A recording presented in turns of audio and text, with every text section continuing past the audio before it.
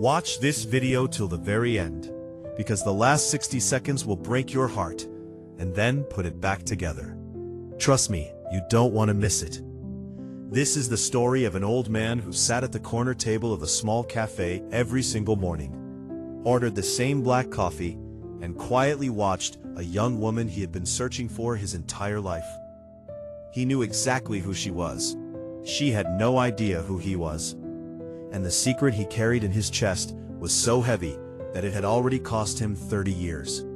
Stay until the very end, because what this old man does in the final minute will leave your eyes wet, and it will change the way you look at the people you love. Before we begin, ask yourself one question. How long would you wait to say sorry to someone you hurt? A week? A year? This old man waited 30 years, and by the time he found the courage, he only had a corner table and a cup of coffee left to hide behind. It was a tiny town in Wisconsin, the kind of place where everyone knows everyone, and nothing ever really happens. 6:30 in the morning. The streetlights were still on, the sky was the color of wet steel, and a slow rain tapped against the windows like it had nowhere else to be. The town hadn't even woken up yet, when an old man pushed open the door of Rosie's diner. His name was Walter. He wore a worn dark olive jacket, zipped halfway over a navy plaid flannel shirt that had seen better years. His hair was thick, wavy, white as winter. His beard was full and silver. And his eyes, God, his eyes, were kind, but so tired, as if they had spent decades looking for something they were afraid they would never find. He didn't greet anyone. He simply walked, slow and steady, to the corner table by the window. The same table he had come to every single morning for the past 3 months.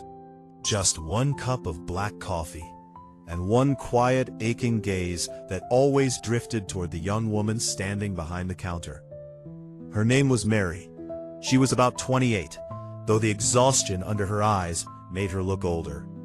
She moved fast, balancing plates, refilling cups, forcing a smile that somehow stayed real no matter how hard her days were. The regulars liked her. The cook liked her. Nobody knew that she worked 2 jobs, mornings here at the diner and nights on the cleaning crew at the county hospital. Nobody knew she hadn't slept a full night in months. Walter knew. He watched her the way you watch someone you've lost and found again in a dream, afraid that if you blink, she'll vanish. This wasn't staring. There was no hunger in it, no strangeness. There was only pain and recognition and a love that had nowhere to go. Because every time Mary laughed, Walter saw another face inside hers. A face from 30 years ago, a face he had failed. "Your coffee, sir," Mary said gently, sliding the cup in front of him. Walter only nodded. "Thank you, child." That single word, child, landed in Mary's chest like a stone dropped in still water. She didn't understand why it comforted her so much. She had never had a father. He had been a blank space her whole life, a question her mother refused to answer. Her mother was gone now too, 5 years in the ground. And as if grief liked company, now her own little daughter, 6-year-old Lily, was sick. Mary turned away quickly so the old man wouldn't see her wipe her eyes. But he saw. He always saw. That day, when he left, Walter set a tip on the table, a crisp $20 bill for a $2 coffee. Mary picked up the bill and froze. $20. She grabbed it and ran for the door. Sir, this is way too much." Through the glass, she could see him, already half a block away, walking slowly through the rain, with his hands in his pockets, his head bowed, as if every step were being chased by a memory he couldn't outrun. She stood there a long moment, the bill damp in her hand, watching the old man disappear into the gray. And a question settled into her, quiet and stubborn. Why does he look at me like that? Like he's known me my whole life and lost me anyway. Walter's house was nearly empty. A chair, a kettle, a narrow bed, and one thing that mattered more than all of it combined, a single yellowed photograph on the wall.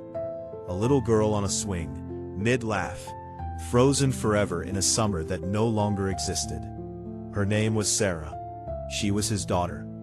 30 years ago, Walter had a wife, a home, a future. Then his wife died, and grief reached into him and pulled out the worst version of himself. The bottle became his friend, the anger became his language, and one terrible night, drunk and broken, he said words to his teenage daughter that no father should ever say, words that can't be unspoken. By morning, Sarah was gone. She left a note, a closed door, and a silence that lasted 3 decades. Walter never saw her again. He looked for her for years. He wrote letters and never sent them, because he never knew where to send them. He sobered up, too late. He drove to cities he couldn't afford to reach, knocked on doors that opened to strangers. And then, 3 months ago, a distant relative finally gave him the answer he had both prayed for and dreaded. Sarah was gone. She had passed away years earlier, poor and tired and far away. But she had left something behind. A daughter, a granddaughter. Her name was Mary, and she worked at a diner called Rosie's in this very town. That was why Walter came every morning. Not for the coffee, for her. To sit close enough to watch the only piece of his daughter left in the world. But every morning, the same coward's fear won. He could not make himself walk to the counter and say the 7 words that might save them both, or destroy what little they had. "Child, I am your grandfather. Forgive me."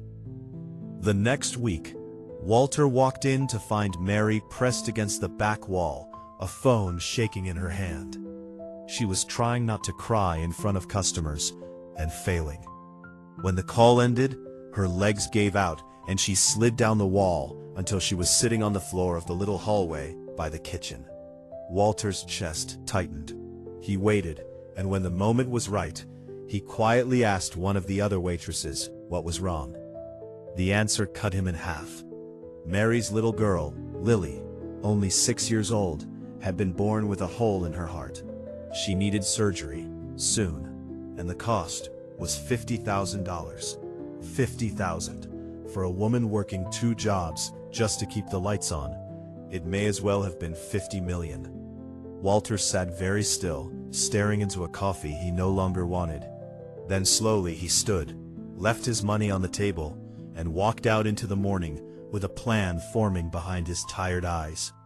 Walter didn't have $50,000. He had a small pension that barely covered his own bread, and one old house, the house his wife had loved, the only thing he owned in this world. That night he didn't sleep. He sat with his daughter's photograph in his lap and talked to her like she was in the room. "I failed you, Sarah," he whispered. "Let me not fail her too." By morning he had made his choice. He went to the bank, he signed the papers. He put the house, every brick of it, every memory in it, up against the cost of a stranger's surgery. And then he did the bravest, most cowardly thing of his life. He went to the hospital, handed the envelope to the woman at the front desk, and a folded note with it. The note read, "For Lily's surgery. Please don't ask for a name, just make the child well." The nurse blinked. "Sir, who are you?" Walter only smiled, the saddest smile she had ever seen. "Just an old man," he said, "paying back a very old debt." It was the hospital. "Ma'am," the voice said, "I'm calling about your daughter. Someone has paid for Lily's surgery, in full. We've scheduled it for tomorrow morning." Mary stopped breathing. The phone slipped from her fingers and clattered on the floor. "Who?" she finally managed. Who did this?" But the hospital couldn't tell her, because the donor had refused to be named. Mary stood in the middle of the diner, hands over her mouth, crying, but for the first time in months, they were not tears of fear. They were tears of impossible, undeserved hope. And far down the corridor of that hospital, hidden behind a pillar, an old man in an olive jacket watched her cry, his own face wet, his own heart pounding. The instant Mary turned toward him, Walter slipped away. He didn't want thanks. He only wanted her to be okay. The surgery worked. Lily came through, small and brave, with a bandage on her tiny chest. She breathed easy for the first time in her short life. Mary sat by the bed, holding her daughter's hand, whispering thank you to a god she'd half stopped believing in. And then she felt it, a presence. She looked up at the window of the recovery room, and there, for just a heartbeat, was a familiar shape. The olive jacket, the white beard, the tired, kind eyes. Walter. Mary jumped up and rushed to the hallways, but he was already gone. Again, like a ghost who didn't believe he deserved to be seen. Standing there in the empty corridor, Mary finally understood. It was him, the man from the corner table, the quiet stranger with the $20 tips. He was the one who had saved her daughter's life. And she made a promise to herself, right there. I am going to find you, and you are going to tell me who you are. The next morning, Mary got to the diner before her shift even started. She didn't make coffee. She didn't wipe tables. She just stood near the door and waited, her heart hammering. 6:30 came, the door swung open, and there he was. Walter, slow and steady, the reins still on his shoulders. Before he could reach his corner, Mary was in front of him, eyes shining. "It was you," she said. It wasn't a question. Walter went quiet. "You saved my Lily. You've been here every single morning.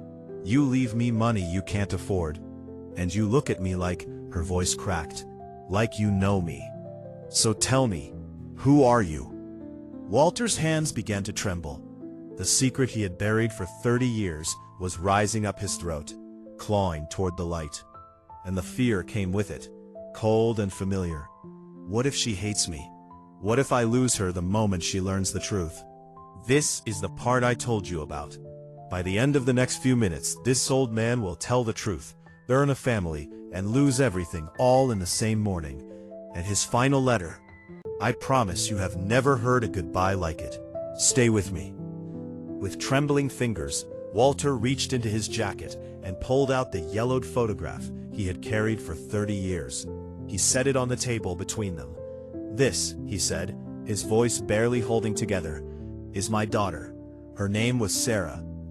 Mary looked down, and the room tilted. That little girl on the swing, that face, she had seen it 1,000 times in an album her mother kept hidden in a drawer. "This," Mary whispered, "this is my mom." Walter's eyes filled and overflowed. "Mary, child, I'm your grandfather. I'm Sarah's father, and I am the worst kind of man there is, the kind who breaks his own family with his own hands, and spends the rest of his life trying to crawl back." For a long moment, Mary couldn't speak. This was the grandfather who never existed, the man her mother went silent about, the missing half of a family she'd given up trying to complete. The shock curdled into anger, hot and old. "Where were you?" she said, low and shaking, "when we had nothing to eat, when Mom cried herself to sleep night after night, when I asked her about her father and she just stopped talking? Where were you for 30 years? Walter didn't argue. He didn't make excuses. He just lowered his head and let every word land. "I have no defense, child," he said quietly. "I'm not asking you to forgive me. I know I don't deserve that. I only wanted to find you, before I die. Just to see you, just to know that something good came out of all the harm I did." Then he placed an old, worn diary on the table and pushed it gently toward her. "These are the letters," he said. "Every birthday I missed. Every Christmas. Every night I couldn't sleep. I wrote to your mother, even though I never knew where to send them, because writing to her was the only way I could keep loving her." Mary opened the cover. Page after page in a shaky, honest hand, she found a man unburdening a lifetime of regret and a love that never died, even when everything else did. And then she reached the final entry, dated only 3 months ago. It read, "Sarah, I finally learned the truth that you're gone, and I never got to say sorry. But you left a daughter. You left Mary. I swear to you, on whatever soul I have left, I will never let her be alone the way I let you be alone." Something in Mary cracked open. 30 years of anger, 30 years of an empty chair at the head of the table, and in a single breath it all turned into something else. Not because he deserved it, because she needed it as much as he did. She reached across the table and took his old, shaking hand in both of hers. "You came late," she said, tears spilling. "You came so late, Grandpa, but you came." Walter, who had not let himself cry in years, broke like a child, sobbing into their joined hands. At the corner table of a small diner, in a town where nothing ever happens, two strangers stopped being strangers. They became a grandfather and a granddaughter. The weeks that followed were the happiest of Walter's entire life. Every afternoon he took Lily to the park. He pushed her on the swings, the same swings that had haunted his nightmares for 30 years, now filled with the laughter of a great-granddaughter who called him Grandpa Wally. He told her stories. He carried her on his shoulders. The tiredness that had lived in his eyes for decades finally, gently lifted. Mary would watch them from a bench and smile through her tears, because her daughter had found the grandfather Mary herself had never gotten to have. For the first time, all of them were whole. Everything had finally fallen into place. But fate, as it so often does, had saved one last turn for the very end. One ordinary morning, Walter came to the diner just like always. The corner table, the black coffee. But this time, he wasn't watching the counter with longing. This time he was simply at peace, a soft smile resting on his face. Mary saw him and waved.